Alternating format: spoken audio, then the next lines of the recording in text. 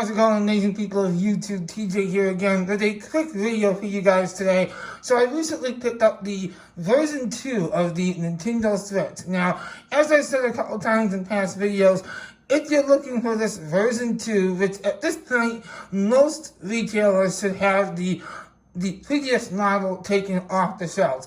But there's still a chance you could come across some version 1 model. So just in case you do, the way you know if you have the new version 2 Switch is that the box is red and there's no longer a hand going onto the Switch taking it out of the dock. That's how you know if you have this new model. So what is new in this new version 2 of the Switch?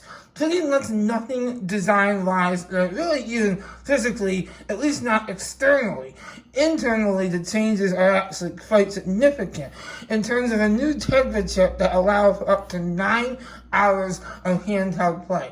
Now, that is a significant upgrade over the up to, I believe it was 5 or 6 hours that we got in the past. Now, of course, this is all dependent on what games you play. Something that is graphically intense, for example, let's say Zelda, Breath of the Wild, that's going to be a different scenario, but for most games, you will get close to that advertised battery life.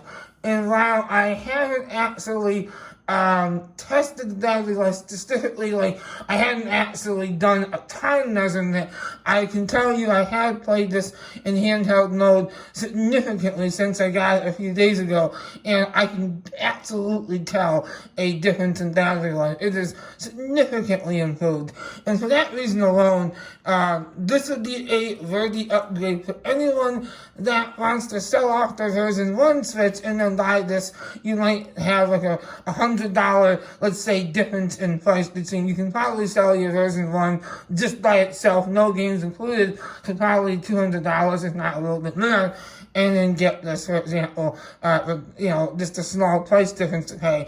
And I would say if you do that, it is worth it, because it is definitely, in terms of battery life, a nice upgrade. Now, I also have been wanting a new one anyway because I love these Joy-Con colors. I know I could have just gotten these by themselves, but I figured why not just get the version 2 anyway.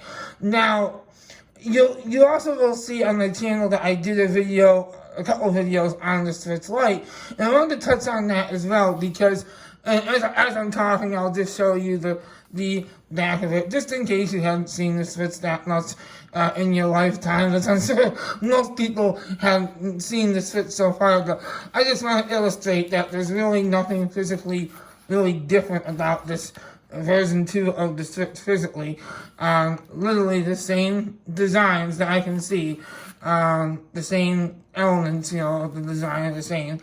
But yeah, so as I was saying, the biggest thing about the difference between the two is, of course, the Switch Lite is not going to be versatile. It's not going to be interchangeable like this. You can't take the Joy-Cons on and off. And that really does make it a lesser experience compared to the version 2 of the standard Switch, like this one.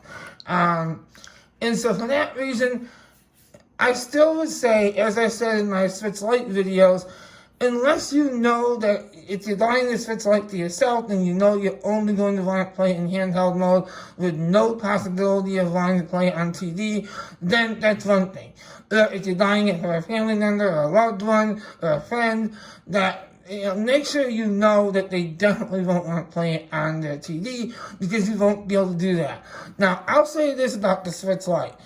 As much as I love the design and compact nature of the Switch Lite, I have to say though, I found myself after a couple of weeks just feeling kind of silly to have 2 switches, because you just don't need 2 switches. And Nintendo does not make it easy with they don't have auto cloud syncing across devices, so you have to manually upload and download cloud saves, which is a real pain in the neck. So, in conclusion, I would say this.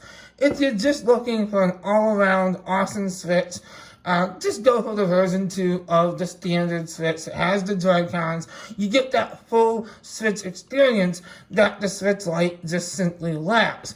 Now, you might be thinking, well, am I doing a full turnaround from what I said in the Switch Lite videos? No. Everything I said in those videos is still perfectly valid. I still think the Switch Lite is superior for handheld play, so if that's your only thing that you care about doing, then yeah, maybe you should save $100 and go for the Switch Lite. But for most everyone else, I would say this is still the Switch to get. So that being said, I just wanted to quickly cover the version 2 for you guys. Thank you so much for watching. If you enjoyed my content, please give this video a thumbs up and subscribe to my channel if you haven't already. Until next time, peace out for now.